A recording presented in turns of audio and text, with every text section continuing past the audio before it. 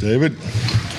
Mike, when you have a performance like that, which is an outlier to everything else you've done up to this point, how do you handle it from this point forward? Do you handle it as an outlier? Do you say there's some things that were leading up to this? Or? Well, I mean, there's always, a path or, a trend line that you follow that may, illustrate that, because, it isn't like we've been perfect. I mean, we've won football games, but, stand up here every week and talk about, the opportunity for improvement. So we didn't improve yesterday as a football team, stating the obvious. But, no, we went through the process just like we did every Monday. So they came in, they had their 3-hour block to lift and watch the offense, defense, and special teams, and I just finished with the team meeting. So spent a little more time in the team meeting than normal, and just make sure it was thoroughly corrected. What was the focus of the team meeting? I mean, I'm sorry? What was the focus of the team meeting? Was it the mental errors? Was it the energy? What was it? Well, mental errors wasn't very. I mean, if you look at traditional, stats of mental errors per game, we're actually below the goal. So, the mental part of it wasn't a assignment alignment. Mental, the decision making, which you normally have, was maybe a tad higher than you like. So, yeah. But our technique grades and time clocks, fits, finish. Those were the common repeated mistakes that we made throughout the game. Some of your players said the practices have not been up to par the last 2 weeks. How can that be corrected going forward? Well, they're slightly off. Talked about that today, and my experience has always been in November, December. Particularly because this is the point where the younger players should be up to speed. So we need to start practicing some of our younger guys a little more than we did the last couple of weeks. Your veteran players that are up there in years. Particularly like a Zach Martin, on Wednesdays, he doesn't need to take as many team reps. So, as you transition into that period, you just can't have the drop off. So that's an emphasis of what I talked a little bit about today, but we'll definitely, when we reconvene on Wednesday, will be part of our focus. Coach, other than yesterday, you guys have had a lot of success as a team, 6-2. Do you talk to some of your younger guys, because obviously you have a lot of young guys on this team, about how to handle success and just, the fact that a lot of teams are chasing you guys? It's kind of one of those things where, maybe some guys have some trouble just handling that.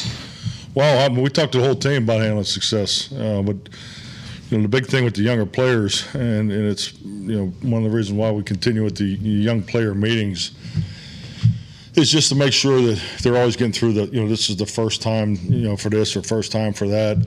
So hitting it, just make sure they understand the why. Because I think it's very easy for a young player just to get in here and follow the schedule and do what's set on the schedule, but understanding why we do everything and how it all is put together is a big part of their development. And I think this is the time of year when you see younger players really starting to figure out some ahead of others.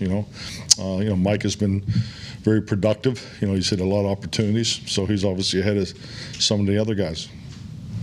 What are the first couple of things you see in terms of trying to clean up the defensive performance? The first couple things on the defensive performance. I think the biggest thing on defense was our finish. We're in our pad level, as far as yesterday's performance. But, we didn't get as many hits on the ball. Our tackling, our missed tackles was way up. We lost the tackling battle. The tackling battle is obviously how many broken tackles versus how many missed tackles. So I would say those are the things we needed to correct. Between you and several players mentioned it as well, the lack of physicality, especially with the way you want to give guys a break during the week and not overwork them. How do you coach that? How do you correct that as opposed to something? I don't think those are tied together, and I think the specifics of what our players and I was talking about was more the finish. I don't think the initial at the line of scrimmage. Our biggest negative in the game was at the end of the play. We always talk about committing and competing at above the 2.3 threshold, and that's something that we've done a very good job of throughout this year, and that was not the case yesterday. So we just got to get back to it. Mike, coming out of a game like yesterday, there's always, when a game has gotten away and there's no way to win late, players and coaches have no problem keeping the starting quarterback in and finishing what you started and talking about the culture of that. Well, so many fans and media will go, well, what in the world are you doing? Get the quarterback out. Can you just talk about the risk reward that you weigh there and the culture versus everything else going forward on why you make those decisions? Well, I don't think there's just a straight get him out or keep him in. I think I made this clear yesterday. The reason why we stayed with our players, particularly, I mean, we didn't play a whole lot in the third quarter. So, and 2 minutes is something that we've been trying to spend as much time on as possible. So, frankly, it was risk assessment, and it was accepted risk, and just really paying it forward. So, if we would have had a chain of events that totally lined up for us at the end of the fourth quarter, it would have been one of those games that you'd be talking about for the next 20 years. But that obviously wasn't the case. But yeah, I said it right on the headsets. We're going to stay. I want 2 minute, wide open. Well, we need to work, and that was the plan. Like I said, I think you only had the ball for 5 minutes and 43 seconds in the second and third quarter combined. Yeah, no doubt. I mean, in the final, 41? They had it over 41 minutes. So. Like you mentioned, the end of the play was the biggest negative for you. Was there an extra emphasis this week on stripping the football? It seemed like there was more focus on that than there was on finishing the tackle. Yeah, definitely. I mean, it's there's a pattern to it, and there's a teaching method to it. It's more about the second player in. It's you don't want to pass up the tackling position or opportunity, just for the stripping, and the tracking and the spacing, and it's really the combination of the other guy too. It's the pursuit and finish. If you take a stopwatch and you just watch a football play, just put a stopwatch on it and at 2.3, see where the play's at, and that's where we were not very good. It was 2.3 and above. So that's where the big plays come. Broken tackles, long runs. I think they had six rushes for 130 plus yards. So, the rest of it was 32 rushes. I think what it was. So the big plays got us. So, and it was more not accelerating at above the 2.3. Where did that come from? Is that something that you've just watched throughout your coaching career, or is that like kind of universal in all of them? No, that was something that I've done for I don't know how many years. I think it's like anything when you talk about your 6 fundamentals of Cowboys football, you got to define them. So when you talk about your defense and your coverage teams need to pursue and finish, well, define that. What does that look like? How do you train it? So if you put a stopwatch to it, you'll see what I'm talking about. It's no different on the other side of it. You got, when you're carrying a football in the offense or in a return game, one guy carries it, the other 10 are covering the ball. So it's all about the football. And there's 3 stages to every football play. There's the pre-snap, there's the 2.3, and there's the above the 2.3. That's the way we've always broken it down. After a game like that, a couple of guys said it yesterday, and it seems like players will say this when you get kind of thumped like that, quote, we needed that. What's your feeling on that? Do you believe that from time to time you kind of, quote unquote, need that to get your attention? Oh, no, I don't believe in that at all. No, we didn't need that. I know I didn't need it. We didn't need that. We've been playing good football. So I understand the feeling of it, but there's other ways to get attention and refocus, and that's definitely not my preference. Did you get the sense that Dak was looking for the grand slam home with no one on base a little bit? He was pressing a little bit to make some big plays at all? And not taking the easy throws and kind of pressing it down the field? I mean, it was a match man game. They do a great job of passing it off. Probably one of the better teams that we'll see all year doing that. And when you have opportunities where they run through the coverage out the back end, that's sometimes where the ball should go. So yeah, I don't think he went into the game. Actually, I know in my pregame meeting we actually talked about being patient with the shot plays. So no, I I didn't feel that. Now, we had a couple launches down the field in extended plays, but I don't think that goes into the the initial decision-making process. How did Elliott come out of that game physically? He's not on the. I mean, yeah, I think he'll be fine. He'll be fine this week. How did Terence fare in his first game over at left tackle, and what can you guys do to continue to give him the support there? Give him support. Well, I think another week's of practice, if needed over there, will definitely help. I thought he did some really good things. I thought technically he did some nice things that he can build off of. But yeah, it was, it wasn't a great day by no means for the whole line. Some guys played okay, but I think with another week's work, he'll be better. Will you see Tyron this week, or is that still uncertain? Still don't know. I'll let you know Wednesday, but we didn't get into Wednesday's practice yet. Did that game make you guys want to reassess what you want to do at right tackle whenever you get Tyron back at all? I think you answer that when you get to it. Yeah. Mike, I think Fangio's quote was that regarding their defense, the success, that no one had played you correctly up until then. And Dak said, I hope everyone plays us like this the rest of the year. Where do you fall on that spectrum? Well, this is a copycat league, and I just told the team this, so get ready. I hope they do too. Vic played us very aggressive, so that's good to hear him beating his own drum. It's, their linebacker depth. I mean, they had their linebackers at 3 yards, and safeties were up. And usually that's that case you make their corners tackle, but.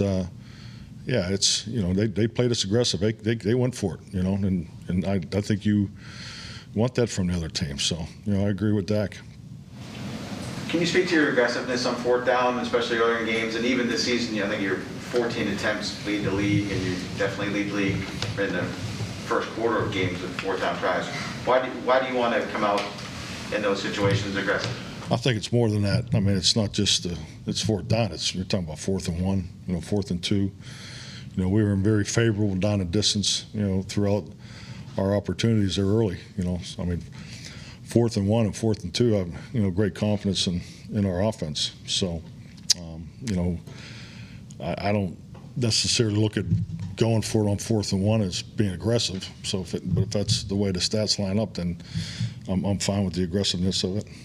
The early fourth downs, the field position y'all were getting back to them wasn't particularly risky, but how much do you factor in the momentum they get? I know the Broncos talked after the game about feeling fired up and disrespected by those attempts. Disrespected? That's what they said. Yeah, I mean, it's 4th and 1. We're trying to score. We're trying to extend the drive. They went to a 6-1 front that we call it. So I mean, we were out leveraged on that particular play. So they had a better defense called than we had, offense on that particular call. So, I mean, that's football. It doesn't happen very often, particularly to us at home. But, I mean, 4th and 1, 4th and 2. And really, I think if you break it down, I think we had, 7 attempts in 3rd or 4th and 2 or less. And I think we were 2 out of 7. So I think that's a big part of the story for us on offense. With Trayvon the last couple of weeks, where do you put his confidence, or what has happened with him? I think even on the touchdown, he seemed like he was in decent position, but it was a good throw, good catch. Yeah, no, it was a heck of a throw. Excellent catch. But, I think like anything, there's people have film on him now. He's seeing more crossing routes, more and more each week, the deep crossers. So, and anyway, they're matching, particularly in the tight formations. So that was the throw you're talking about. It's a vertical. That's football. I mean, it's a 50-50 ball, excellent catch. And really, I really like the throw. I thought the angle of the throw was tough to defend. Do they use his aggressiveness against him at all, or his eyes against him? You talked about that earlier in the season. Watch where his eyes were on this pick. Yeah, no, I mean, it's all part of the basics of football. The eye discipline. Make sure you have your eyes in the right place, but the vision component of it. Seeing the right things. But as you stated, he was in pretty good position, and right at the catch point there, the receiver got a little separation, and that was probably the difference in the play. Earlier in the year, when he was on the streak of 7 interceptions, we asked you about balancing that confidence with the risk assessment. Do you almost have to go the other way with him now and remind him to still have the confidence even if he's let up the plays, or does he have that anyway? No, I think just like anything, I mean, confidence is such a big part of being successful in this league, and I think, that's why we work the way we do. So, no, he's we're not going to change the way we're playing. He's not going to change the way he's playing. I mean, he's probably a little too aggressive right now. I think some of his penalties reflect that. So, I mean, that's really the focal point of what we want to improve on for him. But, I by no means do I want him to lose his aggressiveness. That's a big part of who he is. Just to circle back to the 2.3 second thing real quick, what's the teaching point now in terms of how to be better with 2.3 now? I mean, it's how we train. I mean, we've trained that way since I arrived here. So it's 2.3 is the extended plays. I mean, if you just take a normal outside zone run play and if you freeze it right at 2.3, everybody's going to be fitted in their gap. And so, to me, that's where the real money's at into play. Defensively, if you're stopping the play before 2.3, then it's probably a big play for the defense. It's probably a tackle for loss. So that's all part of our training. That's how we break down our cut-ups. It's part of our evaluation process. So there's nothing to redo or rethink. I mean, it's no different than the way we do ball drills. It's part of our everyday practice component. On the punt play, when it's deflected like that, are players just told to, hey, scatter, get the heck away from the ball? I mean, it's crazy. Yeah, John and I went through it this morning. I think there's 3 in the last 10 years. And unfortunately, I've been part of 2 of them. So the one was Baltimore, Green Bay. So you can see Renee Sean. I mean, he's I think it was blocked on a 17-yard line. He's on the 18. He reacts to it. So I agree with you.